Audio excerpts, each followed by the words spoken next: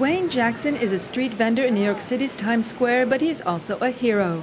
4 years ago, this Vietnam War veteran, along with two other street vendors, spotted a suspicious vehicle near his stand.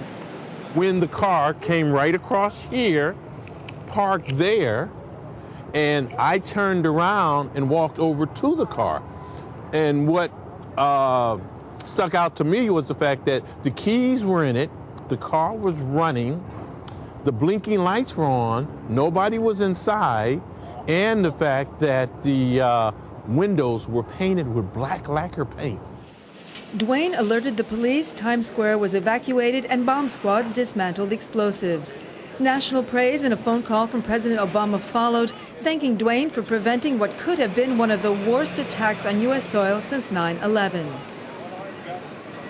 Actually, it was kerosene, propane, gasoline, a low-grade fertilizer, what they call about a quarter stick of dynamite, and actually some firecrackers and two timers. And actually the timers that he used were the same type of timers that the guys in Boston used.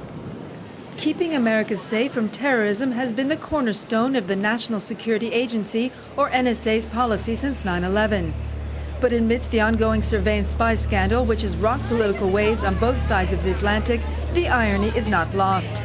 That despite more than $52 billion spent per year on surveillance, it's been found that more terrorist threats since 9/11 were foiled by people like Duane than by NSA surveillance. But it's been Edward Snowden's revelations which launched the debate over whether U.S. surveillance has gone too far.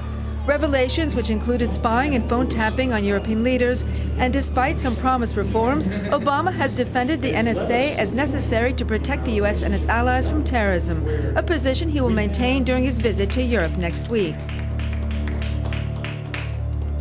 Another whistleblower, ex-NSA employee Thomas Drake, was charged with espionage when he tried to reveal that American surveillance was violating the U.S. Constitution. The charges were later dropped. Drake, who's testified to the European Parliament, believes 9/11 has given U.S. surveillance carte blanche. There clearly are obvious threats to the integrity of nation states, to the integrity of the international system, and global order. But you don't have to surveil the planet. You just don't.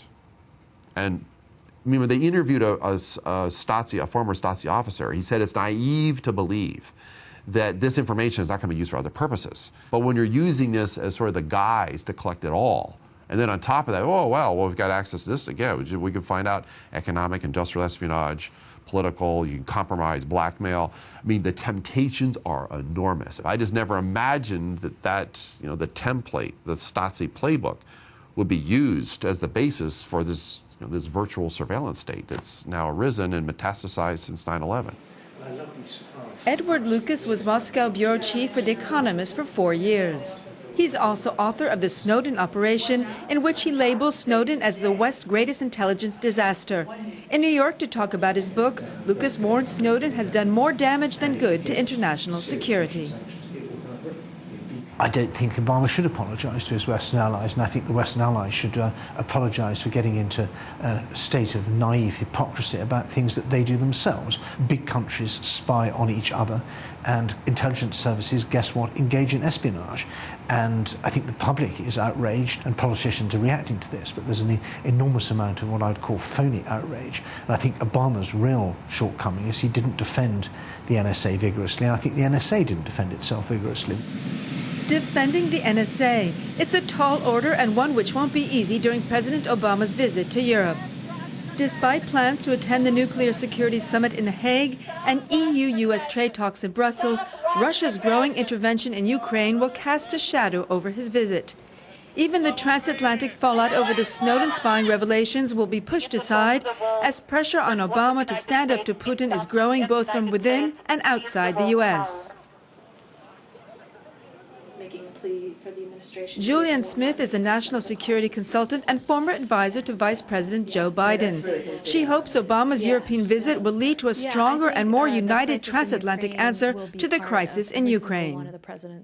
There is frustration here in Washington that our, quote, partner on the other side of the Atlantic can't get its act together because you have these endless debates about what to do next. Here, though, we also have dysfunction in our own capital. We have, at times, disagreement with Congress. So, I mean, I think there's blame to go around on both sides, but it's a little bit of an unfair accusation for Washington. The United States and Europe have very different bilateral relationships with the Russians. Obviously, the European Union and individual European member states have much deeper trade ties and a deeper trade relationship with Russia than the United States does. So there's some hesitation on the other side of the Atlantic to use sanctions as a tool, as a punitive measure against the Russians. There's much more eagerness here in the United States to turn to that right away. Punishing Putin for annexing Crimea, an act Putin has defended as completely legal after ethnic Russians in Crimea voted to join Russia. Both Washington and Brussels have responded with asset freezes and visa bans. But there is concern that neither the U.S. nor the EU are determined to hit Putin below the economic belt. We already know that Russia pushes back hard when it has sanctions imposed on it. America put visa bans and asset freezes on a small number of people involved in the death of a whistleblower and in the fraud that he'd uncovered. That was the so-called Magnitsky List. And Russia responded by banning adoptions by Americans of disabled kids from Russian orphanages. I think they'll do something similar, probably on the economic front. They'll probably do something that really hurts Western companies, Western banks, and those companies and banks will go howling to their government saying, this is our profits, our dividend, it's jobs in the West, do something and back down. And my fear is that the Western governments will decide to make these sanctions against Russia pretty brief and pretty toothless as a result. Joe Ciricione heads an NGO focused on nuclear weapons policy. He'll be at the Hague's nuclear summit. He says that despite growing tensions with Russia or the Snowden scandal, Obama, like his Western allies, are committed to securing the world's nuclear arsenal from any terrorist threat. Just in the last year, you've seen some serious friction introduced into the U.S.-European relationship over the Snowden revelations, the way the U.S. has responded to that with a certain amount of arrogance and dismissiveness. But, you know, fundamentally, the United States and the European Union, the two largest economic forces in the world, ones that are bound by the strongest security alliance and most successful alliance in history, I mean, those fundamentals remain.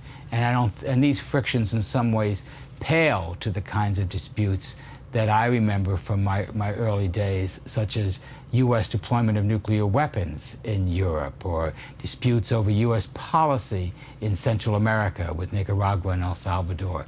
The disputes we have now with Europe are really minor in comparison to those of even the recent past. With the U.S. and Europe presenting a united front over Ukraine, the spying row may have faded into the background. But enduring as the transatlantic relationship is, it seems there will always be tests on the ties that bind.